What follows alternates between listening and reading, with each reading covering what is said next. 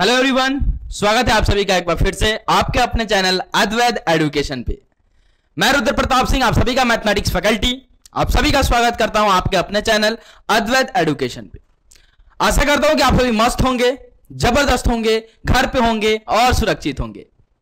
और एक short video के माध्यम से आप सभी के बीच में आके आप लोगों के से मैंने गेस भी करवाया था, आप लोगों से मैंने पूछा भी था कि बताइए अपना नेक्स्ट चैप्टर कौन सा स्टार्ट होने वाला है। तो वो रिवील करने का टाइम आ चुका है कि आपका नेक्स्ट चैप्टर कौन सा स्टार्ट होने जा रहा है क्लास 10th के लिए। और आपको स्क्रीन पे दिख भी रहा होगा वो चैप्टर का नाम। बहुत ही जबरदस्त चैप्टर है, बहुत इंटरेस्टिंग चैप्टर है, बहुत ही वेटेज लेके चलने वाला चैप्टर है। आपको दिख रहा होगा अकेला चैप्टर 6 मार्क्स का कवरेज लेके चलता है। 6 मार्क्स तो मिनिमम इससे पूछे जाने ही हैं आपके 10th लेवल बोर्ड एग्जाम में। तो अपन जो नेक्स्ट चैप्टर स्टार्ट करने जा रहे हैं वो है कोऑर्डिनेट ज्योमेट्री, और बहुत ही हार्ड चैप्टर लगता है आपके क्लास 10th में। लेकिन क्या क्वाड्रेटिक इक्वेशन हार्ड नहीं लगता था? क्या लीनियर इक्वेशन सर हार्ड नहीं लगता था? क्या सर पॉलिनोमियल हार्ड नहीं लगता था? सर ये तीनों चैप्टर काफी हार्ड थे, इसलिए मैंने तीनों को पहले ही कवर कराया। और ये तीनों चैप्टर और ये आपका चौथा चैप्टर एक बहुत इंपॉर्टेंट रोल प्ले करता है आपके बोर्ड लेवल एग्जाम में। अगर आप इन 4 चैप्टर को अगर अच्छे से कवर अप करके चल जाते हो ना, तो ये समझ लो कि आप अपना जो मिनिमम मार्क्स रहता है, पासिंग मार्क्स जिसे कहते हो आप, उसे क्रॉस कर लोगे मैथमेटिक्स में। है सर? हाँ बिल्कुल सही बात बोल रहा हूं मैं, एकदम सही बात बोल रहा हूं। और ट्रिग्नोमेट्री इसके बाद देखेंगे, या फिर हो सकता है कि बाद में देखें, कब देखेंगे आई डोंट नो, है ना, मेरे को नहीं पता कि इसके बाद ट्रिग्नोमेट्री लूंगा या फिर कब लूंगा। ठीक है, तो ये 5 चैप्टर अगर आप करके चल जाते हो तो यानी आप 40 मार्क्स के आसपास पहुंच जाते हो अपने 10th लेवल बोर्ड एग्जाम में, है ना। तो इतना वेटेज लेके चलता है ये 5 चैप्टर आपके 10th के बोर्ड एग्जाम में। तो जैसे कि आप सभी को पता अब चल चुका है कि अपना नेक्स्ट चैप्टर कौन सा आने वाला है आपके 10th के एग्जाम 10th बोर्ड के लिए, वो है आपका कोऑर्डिनेट ज्योमेट्री के बारे में अपन पढ़ेंगे। और सर आपने तो इस बार इधर टॉपिक तो लिखा नहीं है कि क्या क्या टॉपिक आप डील करोगे, कितना बेसिक से पढ़ाओगे। अरे यार क्या बात करते हो यार, क्या बात करते हो। मतलब बार बार पहचान देने की जरूरत पड़ती है क्या? बार बार पहचान देने की जरूरत पड़ेगी क्या? नहीं सर, इनफ है। मेरे को जज करने के लिए आपको कितने मतलब लेक्चर, अगर मैं आपके ऑफलाइन क्लासेस में आता तो आप मेरे को कितने टाइम्स में जज करते? ओनली वन क्लास मिलता आपको। एक क्लास में मैं आता, एंट्री करता, जो मेरा फेवरेट टॉपिक है वो पढ़ा के चल जाता, मेरा सिलेक्शन हो जाता। मेरे आपके स्कूल में, आपके कोचिंग में क्या हो जाता? सिलेक्शन हो जाता। लेकिन अगर आप मेरे यहां पे लेक्चर, अगर अद्वैत एजुकेशन को आप रेगुलर फॉर्म में फॉलो कर रहे हो तो आपको पता है मेरे कितने लेक्चर आ चुके हैं।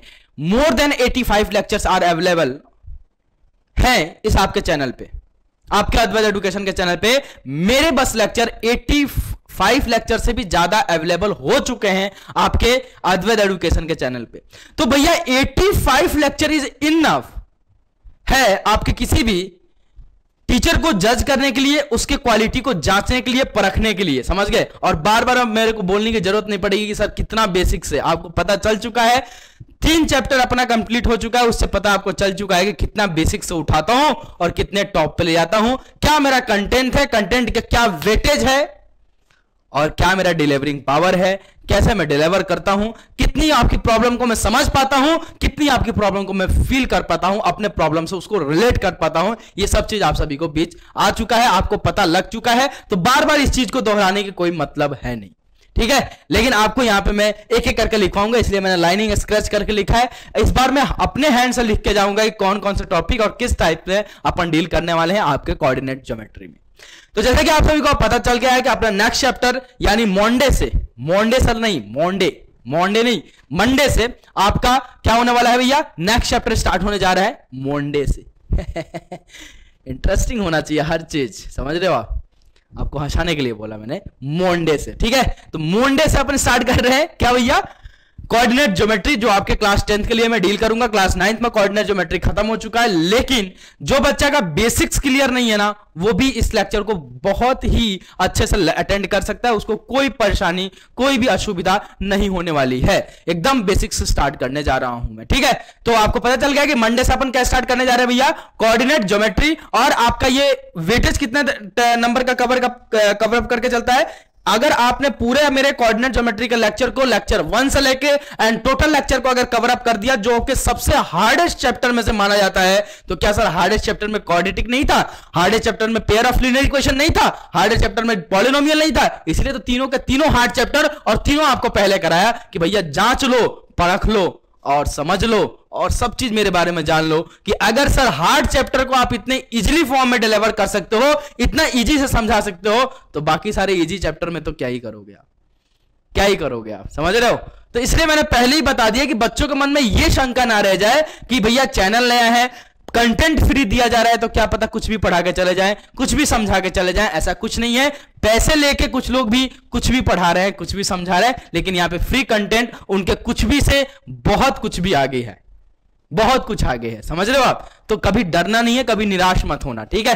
तो चलो यार, तो मैं क्या बोल रहा हूं कि अगर आपने पूरे कोऑर्डिनेट ज्योमेट्री के मेरे लेक्चर को अटेंड कर लिया आप, है ना, एक भी लेक्चर को स्किप नहीं किया, अगर सारे लेक्चर मंडे से जो आ रहे हैं उसको आपने रेगुलर फॉर्म में फॉलो किया है, करते रहोगे, तो आप अपना 6 मार्क्स लेके जाओगे आपने कोऑर्डिनेट ज्योमेट्री से, ठीक है? अब बता दिए कि सर कौन कौन से टॉपिक को कवर अप करने वाले हैं। तो पहला टॉपिक में अपन जो लेंगे लेक्चर नंबर 1 में, वो रहेगा आपका व्हाट इज सीजी। सीजी मतलब sir coordinate geometry. What is coordinate geometry? Coordinate geometry क्या होता है?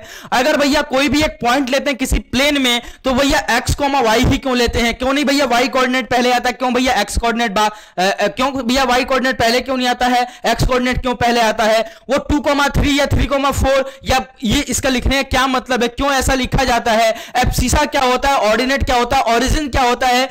क्वाड्रेंट क्या होते हैं? क्यों भैया ऑन दी एक्स एक्सिस पे कोई पॉइंट लाई करता है, ऑन दी वाई एक्सिस पे लाई करता है तो किसी क्वाड्रेंट में नहीं जाता है? अरे सर कितना, ये सारे बेसिक्स कवर होंगे बाबा, ये सारे बेसिक्स कवर होंगे। एक्सिस क्या होता है, सारी चीज कवर अप कराऊंगा आपके व्हाट इज सीजी में, यानी व्हाट इज कोऑर्डिनेट ज्योमेट्री में। और मेरा तो डेफिनेशन समझाने का आपको पता ही है, अभी मैं समझा दूं 2 मिनट नहीं लगे मेरे को कि भैया कोऑर्डिनेट ज्योमेट्री क्या होता है, लेकिन थोड़ा सब्र रखना पड़ेगा।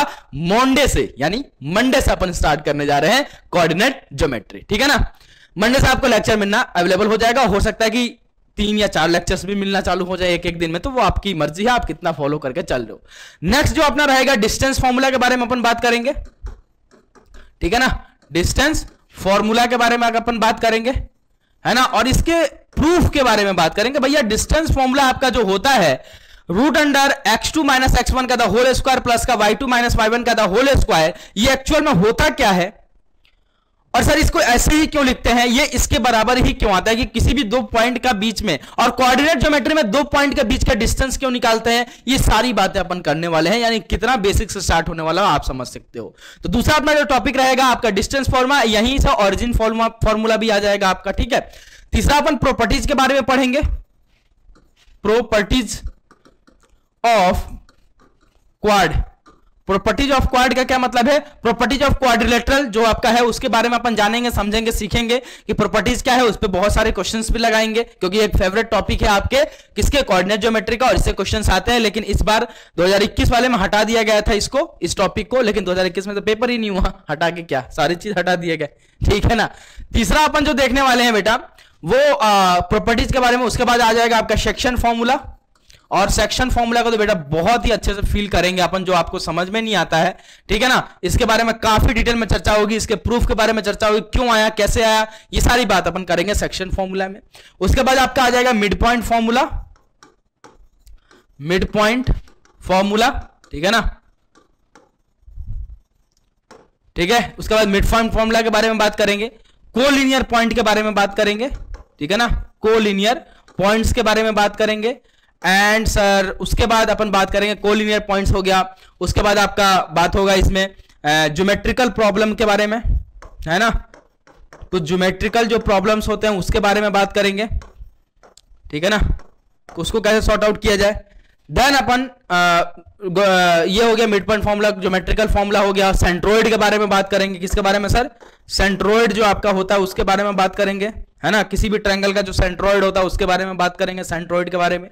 देन अपन लास्ट टॉपिक बात करेंगे एरिया के बारे में, एरिया ऑफ ए ट्रायंगल के बारे में, ठीक है ना। और एक बच्चे ने मेरे से पूछा भी था कि सर एरिया ऑफ ट्रायंगल बता दीजिए कोऑर्डिनेट का, जब मैं वन शॉट वीडियो ले रहा था किसके लिए, जो बच्चे का कम नंबर आ गया था और फिर से वो इंप्रूवमेंट दे रहे थे 2021 में, तो उनके लिए मैं जब मैथ्स ले रहा था तो वहां पे बच्चों ने पूछा था, इसका प्रूफ बता दे, लेकिन उस टाइम टाइम नहीं था और उनके सिलेबस से ही हटा भी दिया गया था, तो इसलिए मैंने डीलिंग नहीं किया था वहां पे, लेकिन आप में डील ये होगा। उसके बाद तो आप जानते हो PYQ, ठीक है ना, PYQ प्लस आपके कॉम्पिटिटिव लेवल एग्जाम के क्वेश्चन सारे, है ना, आपके एग्जाम्पल्स एक्सरसाइज, ये सारे आप कवर अप हो जाएंगे आपके पूरे कोऑर्डिनेट ज्योमेट्री के सीरीज में। यानी ऑल इन ऑल देखने वाले हो तो कम से कम मैं 12 आवर्स के आसपास कोऑर्डिनेट ज्योमेट्री को डील करता हूं, और इसमें भी डील करूंगा 12 आवर्स, हो सकता है 15 भी चला जाए, 3 घंटा बढ़ भी जाए क्वेश्चंस वगैरह कराने में, तो इतना मिनिमम तो ये रहेगा ही, मैक्सिमम मेरे को नहीं पता कहां तक जाएगा, मिनिमम तो इतना आवर्स रहेंगे आपके कोऑर्डिनेट ज्योमेट्री के लिए, मेरे लिए डेडिकेटेड जो रहते हैं। और बहुत ही वन ऑफ द मेरा फेवरेट चैप्टर है ये, जैसे मैंने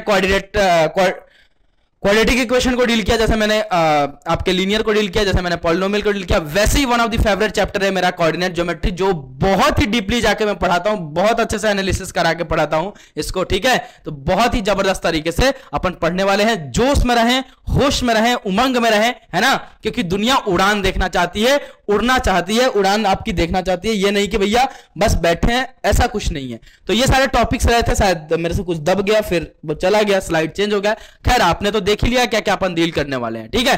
तो चलते हैं, मिलते हैं मंडे से, है ना, मंडे से, ठीक है ना, मंडे से, ठीक है ना, मंडे से मिलते हैं अपन। अभी के लिए इतना ही। आई होप कि आपको ये जो चैप्टर है काफी इंटरेस्टिंग लगेगा, बहुत ही जबरदस्त तरीके से अपन इसका कवर अप करेंगे। तो जाते जाते एक जबरदस्त शेर सुन लो, शेराना मिजाज है। तो क्या है सर? शेर कुछ ऐसा है कि समुंदर को शांत देख के ये ना समझना कि समुंदर में रवानी नहीं है, समुंदर को शांत देख के ये ना समझना कि समुंदर में रवानी नहीं है। जिस दिन उठेंगे तूफान के साथ उठेंगे, जिस दिन भी उठेंगे तूफान के साथ उठेंगे। तो जैसे जैसे मेरा चैप्टर आते जा रहा है और इंटरेस्टिंग चैप्टर आते जा रहा है, वैसे वैसे मेरी अंदर की तूफान, अंदर का जो मेरा हौसला है बुलंद होते जा रहा है, जबरदस्त तरीके से एकदम पढ़ते आ रहे हैं अपन, काफी अच्छे एनालिसिस के साथ, फ्री एजुकेशन में आपसे दावा करता हूं, चाहे पेड एजुकेशन हो चाहे फ्री एजुकेशन हो, ऐसा मैथमेटिक्स बेटा कहीं आपको देखने को नहीं मिलेगा। कहीं पे भी आप जाके मेरे कंटेंट को मिला सकते हैं, मेरे कंटेंट का वेटेज आप चेक कर सकते हैं, ठीक है। तो उम्र कम है लेकिन तजुर्बा की कोई कमी नहीं है, तजुर्बे में कोई कमी आपको नहीं देखने को मिलेगी, कोई ऐसा चीज, ऐसी त्रुटि नहीं देखने को मिलेगी। ऐसा मैं भी इंसान हूं, मैं भी इंसान हूं, मैं भगवान थोड़ी हूं, हो सकता है कोई प्लस माइनस कहीं मिस्टेक हो जाए, है ना, ये सब चीजें तो होती रहती हैं। चाहे मैथ्स में कोई कितना भी परफेक्ट हो जाता है, लेकिन उस मैथमेटिक्स में ऐसा कोई भी इंसान नहीं है जो मतलब बोले कि मैं मैथ्स में परफेक्ट हूं, नहीं, कोई भी नहीं है ऐसा। मैं तो एक तुच्छ प्राणी भी नहीं हूं मैथमेटिक्स का तो मेरे को एम भी नहीं आता है, फिर भी मैं अपना कुछ देने की आप लोगों को प्रयत्न करता हूं, आप लोगों को कुछ सिखाने की प्रयत्न करता हूं। मेरे से भी बड़े दिग्गज हैं, मेरे से भी बड़े डिग्रीधारी इंसान हैं, लेकिन मैं हमेशा इसमें बिलीव करता हूं कि एक बेस्ट फैकल्टी, एक बेस्ट टीचर, एक बेस्ट मेंटर वही होता है जिसके पास बेस्ट कंटेंट हो, और सबसे बड़ी बात कि बेस्ट कंटेंट के साथ साथ अगर बस बेस्ट कंटेंट है तो वो कंटेंट के जोन में चले गए, लेकिन उनके पास बेस्ट कंटेंट के साथ साथ बेस्ट डिलीवरी है। बेस्ट ही नहीं, बेस्ट का क्यूब मान लो, क्यूब के बराबर। अगर कंटेंट बेस्ट है तो कंटेंट का क्यूब होना चाहिए डिलीवरी पावर अगर आपके पास है, तो you are the best faculty in the world, ठीक है। तो आप एक बेस्ट फैकल्टी हैं, ठीक है। मैं ये नहीं मानता कि जो भैया सबसे ज्यादा डिग्री लेकर बैठा है, पीएचडी करके बैठा है, हो सकता है वो बेस्ट हो, आई डोंट नो, ठीक है, लेकिन मेरा नजरिया देखने का कुछ ऐसा है। आपका कैसा है आप भी जरूर बताइएगा मुझे, है ना। मैं ये नहीं बोलता हूं कि भैया डिग्री लेना, आगे पढ़ना ये बेकार है, ये नहीं बोलता हूं मैं, लेकिन मेरा कहना ये है, मैं इसमें ज्यादा फोकस रखता हूं कि एक इंटेलिजेंट स्टूडेंट, ये ऐसा नहीं हो सकता कि वो इंटेलिजेंट टीचर भी हो, एक बेस्ट टीचर भी हो, है ना। हर एक चीज, हर एक इंसान के पास अलग क्वालिटी है, अलग जोन है उसका, उसमें वो परफेक्ट होता है, उसमें वो अपना काम करता है, ठीक है। तो मैं ये आपको समझाना चाहता हूं कि एक बेस्ट फैकल्टी का डेफिनेशन क्या है वो आपको दिया मैं, ठीक है। तो चलिए, आपका भी कमेंट सेक्शन का इंतजार रहेगा, आप भी कमेंट सेक्शन में बता सकते हैं कि नहीं सर मेरा ओपिनियन ये है, ठीक है। तो आई होप कि बहुत जल्द अपन मिलेंगे, मंडे से मिलेंगे अपन कोऑर्डिनेट ज्योमेट्री के साथ। आई होप आपको अच्छा लगा ये अनाउंसमेंट, मिलता हूं बहुत जल्द, अभी के लिए इतना ही, bye bye, take care and जय हिंद, love you guys, take care.